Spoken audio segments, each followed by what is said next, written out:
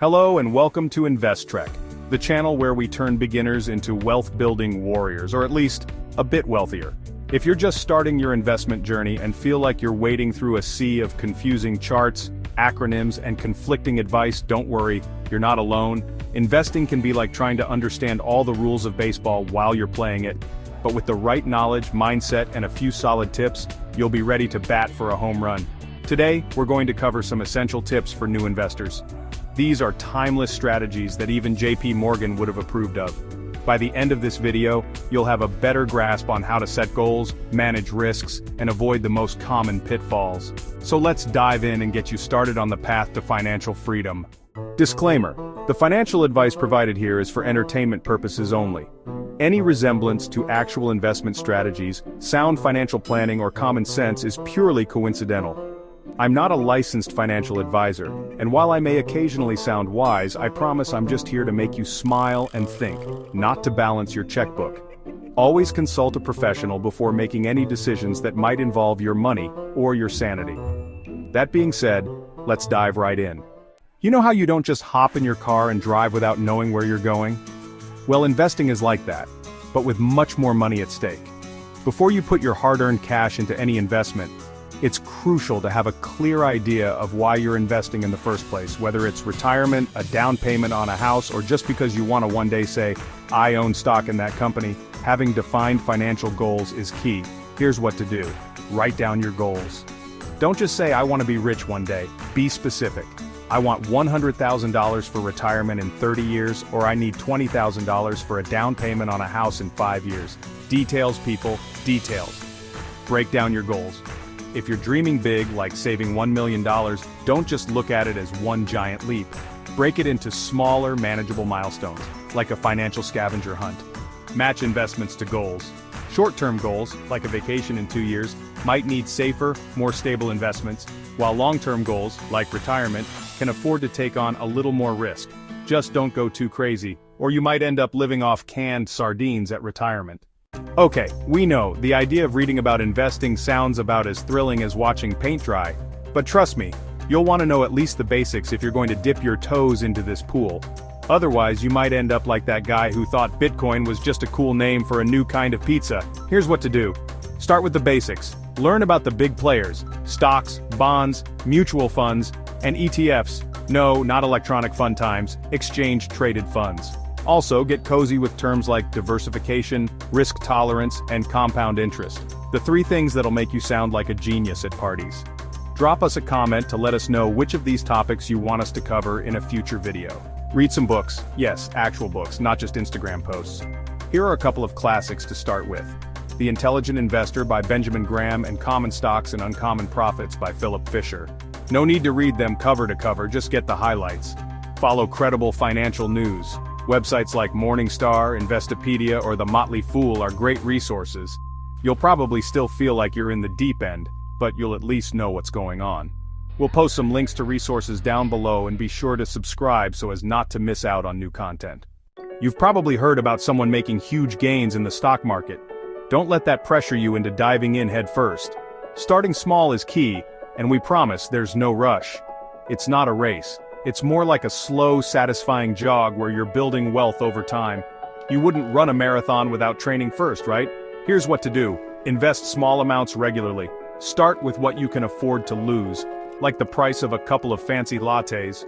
Many brokers allow you to invest as little as $1, so you're not risking your entire savings on your first day out.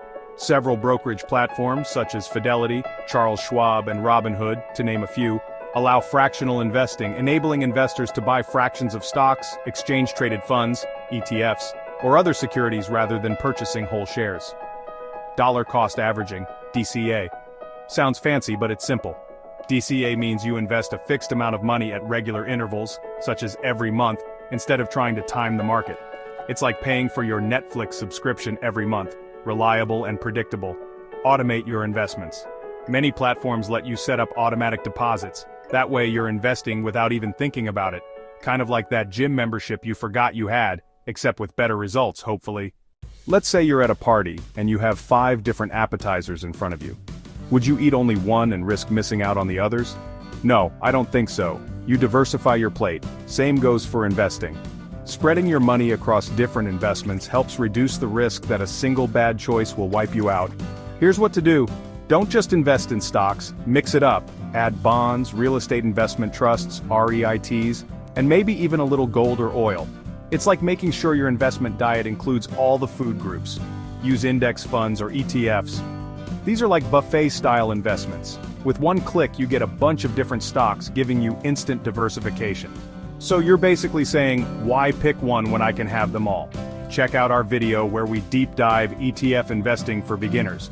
Rebalance periodically. Over time, some investments will do better than others. You don't want your portfolio looking like that one guy at the party who's had too much punch. Make sure things stay balanced. Risk tolerance is just a fancy way of asking, how much risk can you handle before you cry into your pillow at night? Knowing your personal risk tolerance will help you make smarter investment decisions that won't leave you up at 2 a.m. refreshing your stock app. Here's what to do. Assess your risk tolerance. If you're young, you might be able to handle more risk because you've got time to bounce back. If you're closer to retirement, you might want to be a little more conservative with your investments. Start with safer options. If you're new and nervous, bonds or balanced mutual funds are good starting points. They're like the training wheels of investing. Don't panic during market drops. Remember, markets go up and down like a roller coaster. If you lose your cool every time things dip, you'll never make it. Stick to your long-term strategy and trust the process.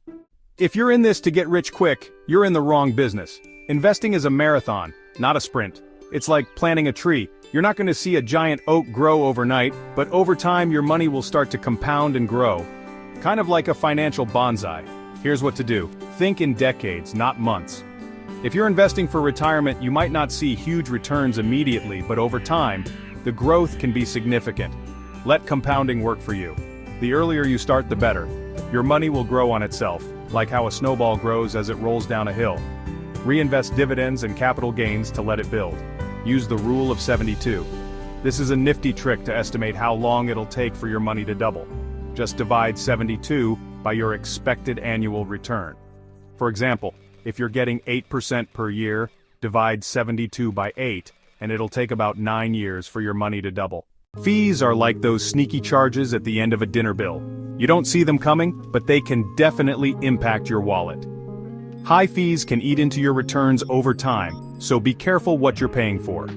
There are two types of fees: exchange ratios and trading fees.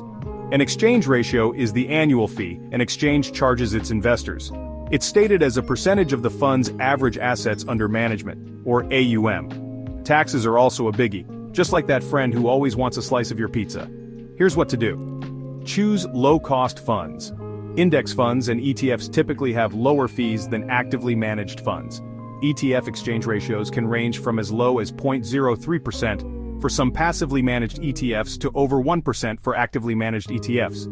A good expense ratio for index funds falls in a range from 0.10% to 0.20%. Choosing a low-cost fund is like choosing the house wine at a restaurant. It gets the job done without breaking the bank. Understand taxes. Long-term capital gains are taxed at a lower rate than short-term ones, so try to hold on to your investments for a while. Also consider tax-advantaged accounts like Roth or traditional IRAs or 401ks where your investments can grow without the tax man showing up. Investing is like learning to ride a bike. It may seem scary at first, but once you get the hang of it, it becomes second nature. By following these tips, starting small, diversifying, and being patient, you'll be well on your way to building wealth and achieving your financial goals. So, take a deep breath, make a plan, and remember, the best time to start investing was yesterday, but the second best time is today.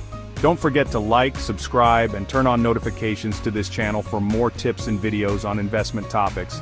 And let us know in the comments if you've had any funny or painful investing experiences. Also let us know what investing topics you want us to tackle next. Until next time, happy investing.